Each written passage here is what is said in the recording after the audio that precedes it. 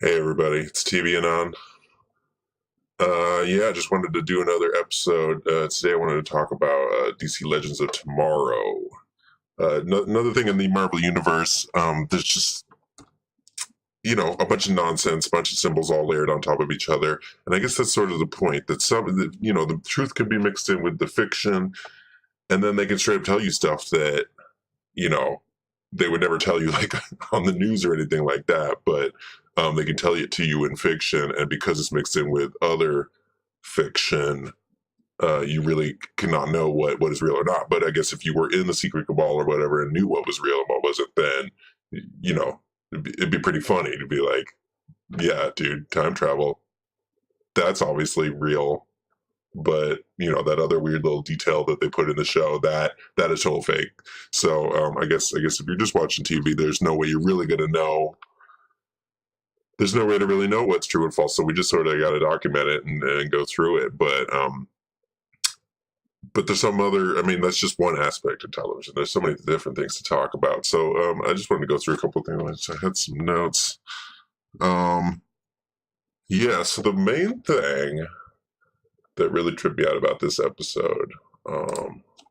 Let's go here. So, it's more the same kind of symbols. We got singularity, we got AI, we have cloning, conscious robots, and all that. It turns out, one of the agents is a clone and a robot and AI, all those things.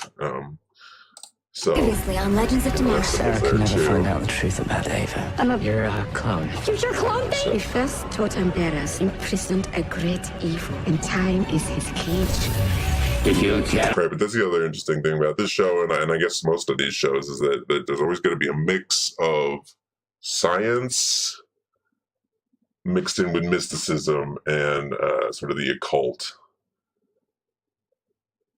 And they're always constantly overlapping. Again, you're never going to know how much this is real. Can you really summon a spirit being or whatever? Obviously, that sounds super not real, but, stranger things have been proven to be real. So, let's go through a couple things. I mean, I don't want to get too much into the details, but I do want to talk about Obama. So, if we get to this scene, this is the opening scene. There's Obama, right?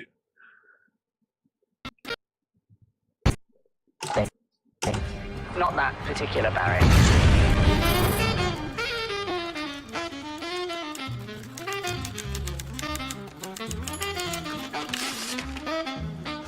Right, so we're supposed to think this is Obama in college. He's in college and he's just writing his papers, but then is the anachronism. Grod, I guess, if you watch these shows, then you'll know who this is. Like, it's like telepathic monkey or whatever, which is, again, is that a real thing? Are monkeys telepathic? Possibly. But since it's on TV, if you ever brought something like that up like that, even if you had like a case study and a white paper and all of that, since it's on TV, somebody would be like, no, you're an idiot. That's not a real thing. So, just another point about that, but let's go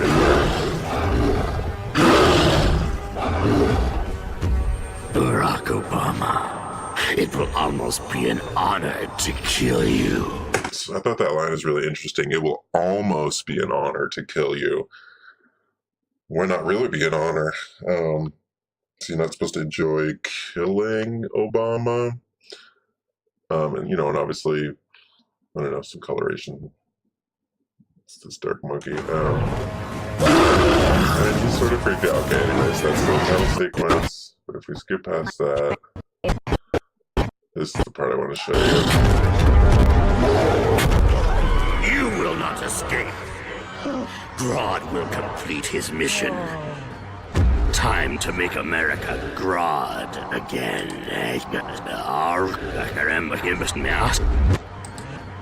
Time to make America Grod again. Time to make America Grod again. Okay. So, I mean, I guess it's pretty obvious. It's obviously Trump's slogan, trying to make America great again, but he's Grod, so I guess he's going to make America Grod again. You're probably just thinking like, oh, whatever, this isn't that important. It's just a stupid pun. But you see what they're doing, right? They're in this constant narrative that they're trying to prop up, you know, the Democrats versus the Republicans, the good versus evil. That's definitely going to be Obama versus Trump, and that's, you know, that's the reality that we're supposed to be thinking about and living with in real life. So that's what they do. They put this monkey in there and have him say something that Trump would say. And that's gonna, I mean, it has a lot of, like, you know, subtle subconscious psychological effects. You're gonna think, oh yeah, Trump is fucking stupid, and you know, the show is conflating Trump with this giant telepathic monkey, which has, you know, less good effects on Trump than it does for Grod. But so that's basically what they're trying to get, is to conflate Trump with this monstrous telepathic monkey. And he's here to kill Obama, which I guess, you know, that's what we're supposed to think. But just sort of to point out how easy it is. It just seems like a little cue. It just seems like a little pun, but it has a lot more, like, sort of layered meaning and effects. And especially if it just goes by you, especially if it's just like, oh, that was a stupid joke. That's really when it's able to settle in there subconsciously. Time to make America Grod again. Okay, right? Clearly you have some grievances. Well, perhaps we can look for a common ground. Right, and Obama's being reasonable. He's the voice of reason, just wants to talk it through, and Grod just wants to destroy him and hurt him. Or not. Finally, the cage is breaking. Okay, so that leads us into this next section. This is the other part I want to talk about. So, you know, plot aside, bad guy's daughter is becoming super evil. She's been infected by a demon. So again, this is this whole concept of, you know, there's science, we got clones, we got singularity, but we also have the occult, the hidden, sort of the mystical, the deeper. So the daughter has been, you know, affected by Moloch, which is, you know, the evil spirit in this, which is surprisingly similar, again, to the real life story of or no, what's his name? Molus? What's the real one? Moloch. Right? So if we look here, Moloch, Wikipedia is the biblical name from Canaanite god associated with child sacrifice. The name of this deity is also sometimes spells Molech, Milcom, Malcolm. The name Moloch results in dysphomic localization. The second temple period. Anyways, root of king. So this is obviously another really old symbol, you know, tied into all that nonsense, mystical stuff, to Bohemian Grove, to Bilderberg, you know, all of that kind of stuff. This is supposedly the big, what is the Owl of Moloch? Supposedly the, right, the video. Is this the video? Right, but Running this. Apparently, you know, all of the big guys in running the world are involved with worshiping Moloch, and that's something that they do. They sacrifice their kid. So, again, here we are in television land. Let's switch back. Here we are in television land, and its name is Molus, but so it's very, very, very close to this real sort of occult figure that exists in the real world. But again, having it be something fictional will let them have full license to say whatever they want, be it reality, be it false. So oftentimes, you know, if you're able to sort of decode in these shows what is real and what isn't, you're going to end up getting a lot of, like, key information, especially on this hidden sort of occult stuff. The other part to think about is that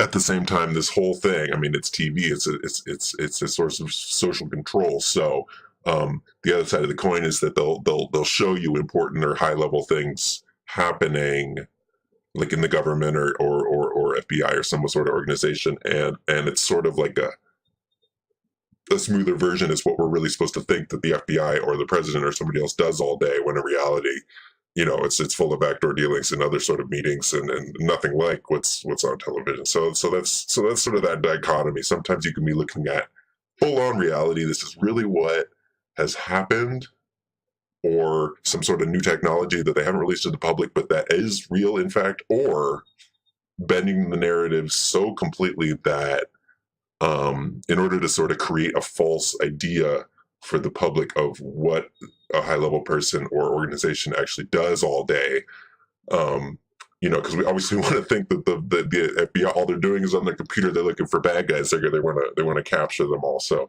but in reality, you know, it's probably a little bit different than that. But this brings us to what's his name? Molek?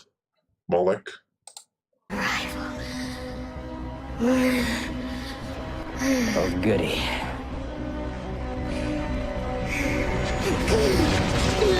Right, and he's sort of, you know, he's taken over the soul of the main bad guy's daughter, and she's getting completely taken over. And so, again, you know, we see all the same as occult symbols. We got the table full of bones and everything. But here we see she's like changing into her true form. This is the real devil, you know. And then you can see in that it's just a shadow. I can show you later the full image. But yeah, it's basically Lucifer, Satan with the wings, sort of the Baphomet. Exactly like, you know, basically what they're saying here with Moloch. But in here they're calling him Moloch. So I hope that's becoming clear. Just sort of what, and because television does this over and over again, you'll take something that's real that people have interest in or questions about, make a fake version, and then you can make a nice blend of reality and fiction, depending on your desired outcome. So let's, I mean, just want to look at this really quick. Oh, they burned him. Should have wasted your hairy ass in that.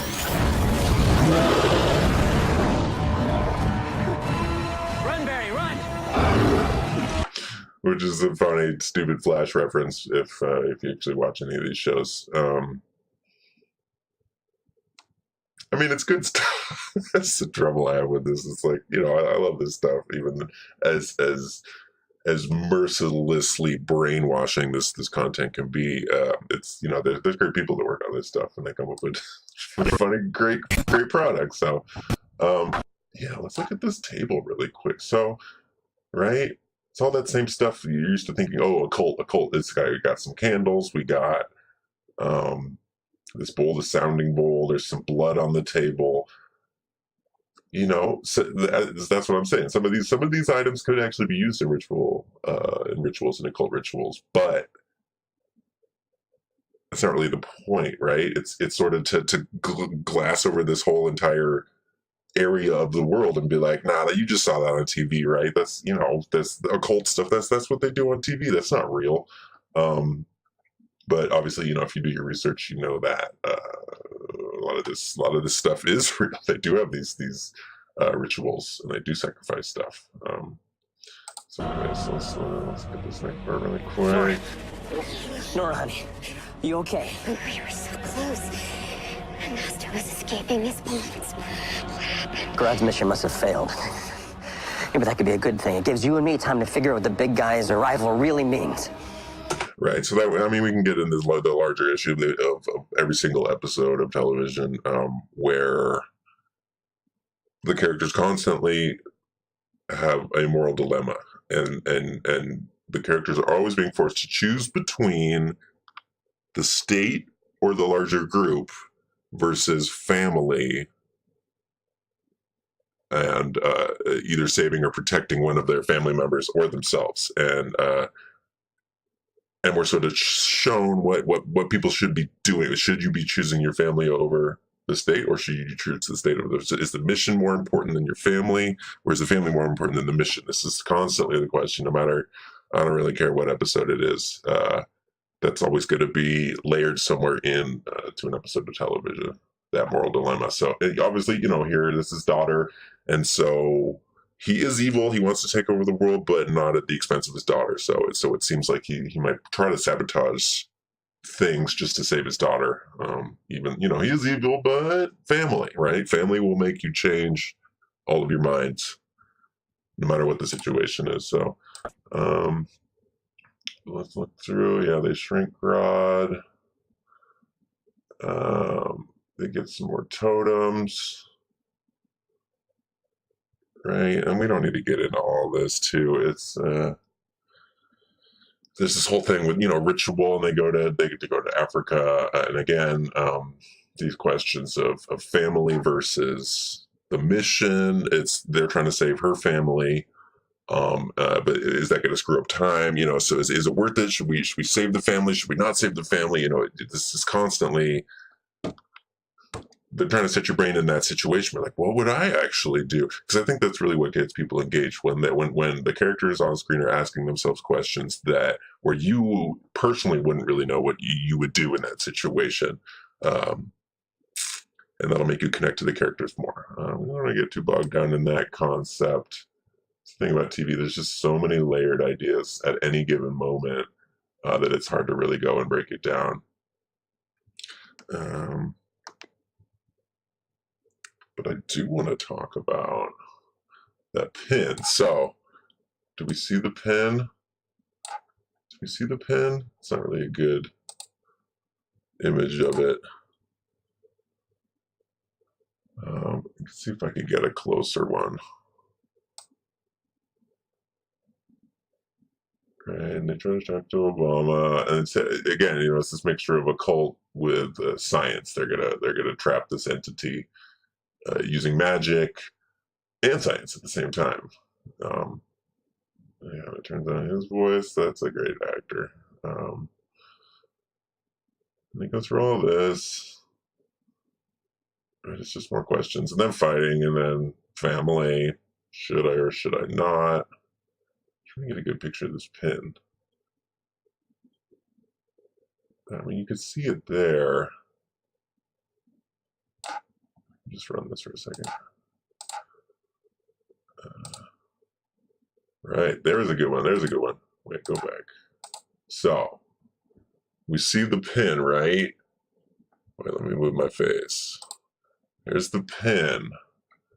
You see it here in the lower corner, right? So this is a flat Earth pin. This, you know, this guy and the other girl that you saw it on her. They're both part of the overarching mega society, you know, the secret society, basically, I guess, the CIA of this world, but they're time traveling, so they can time travel as well. They're the Time Bureau. So again, that word bureau, we're supposed to conflate it with the FBI or some other governmental organization. And I think it's just really interesting that their main symbol, their pin there is that equidistant azimuthal map. It looks like it's that. I can't really get a whole lot closer, but I think it's really interesting. Yeah, that's the pin that they chose to use for this particular governmental organization. Obviously, it's the same map that the United Nations and all those guys are using. And the flat earthers are obviously super into this map, but you'll see it in other shows. There's just often a lot of symbols pointing out this little flat Earth concept. You know, because these guys, the Time Bureau, they're supposed to be masters of the universe. They're supposed to understand basically all of it.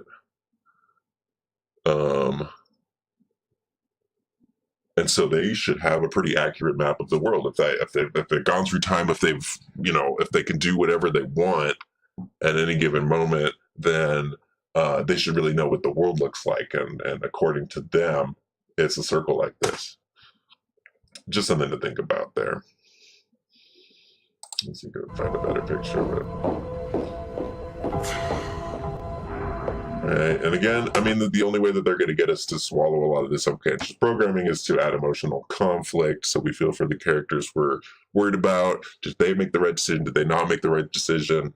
Some sort of stress events, you know, and then mix in battles and fights, because those are also going to be in every episode to cause sort of stress to come out in yourself. And then you are a prime target for propaganda and being actually programmed. So let's just Look, what I did was unforgivable. But back then, I hadn't loved anyone enough to understand the pain that I caused. Not that it's any comfort, but if I could take it all back, I would. We all have regrets. But we can't undo the things that we've done. True. But even the worst of us can be made whole again. You, for example. League to legend, to killer to captain. That's not a bad makeover, is it? It's not good enough. Why? Because you put on the death totem and almost killed your entire team? Yes. But you didn't. Did you? And you know why? The same reason I'm spilling my guts to a woman who's imagined my death 1,000 times over. More like 10,000. Love! Sarah. Because without it, people like us, we're left alone with the darkness. That's not good for anyone, is it?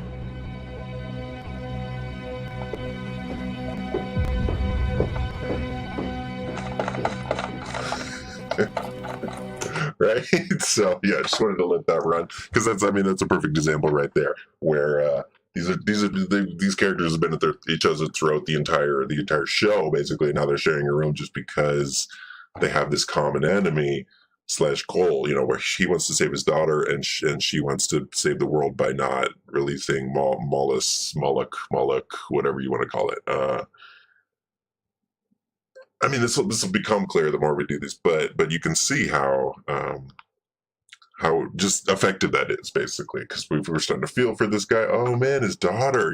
I understand. I have a daughter, maybe, or maybe I have a father. At least you can usually find yourself in, put yourself in the position of the characters when they're going through this sort of emotional trauma and feel where they're coming from and sort of get on board with their decision making. So.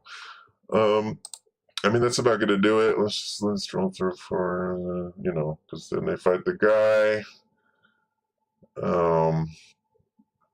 They use some occult magic.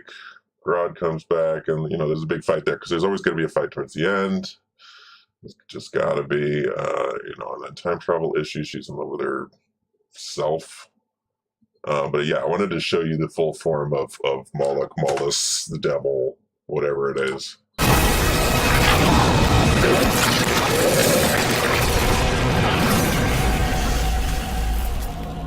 And I should just talk too about, this is in a million other shows where an entity or another personality can inhabit the body of another person and either overwrite or share that person's consciousness in that body. So to this, this whole concept of consciousness transfer, that we sort of hear about from the high up elites, but this is a concept that's constantly in television. Here it's a little more mystical.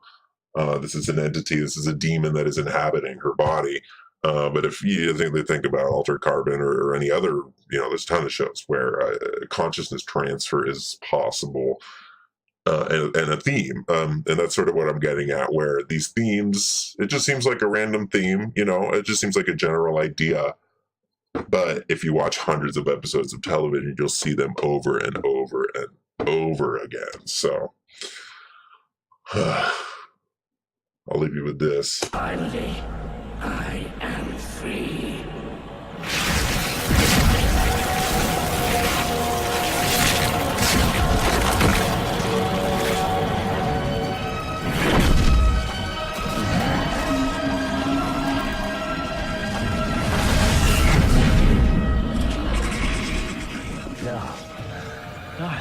You can't help her, Ray. Oh my God. I am so much more than a god.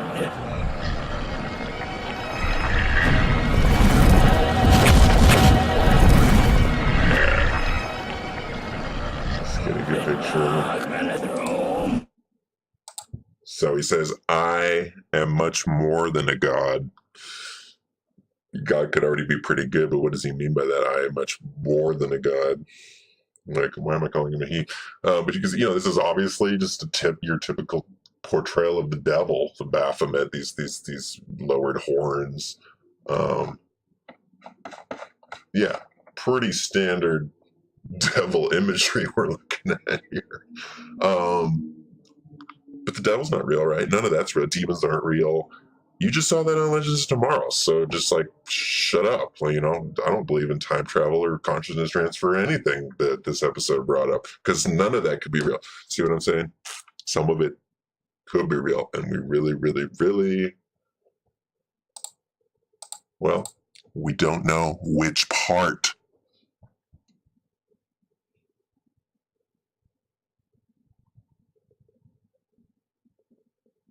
Thanks for watching.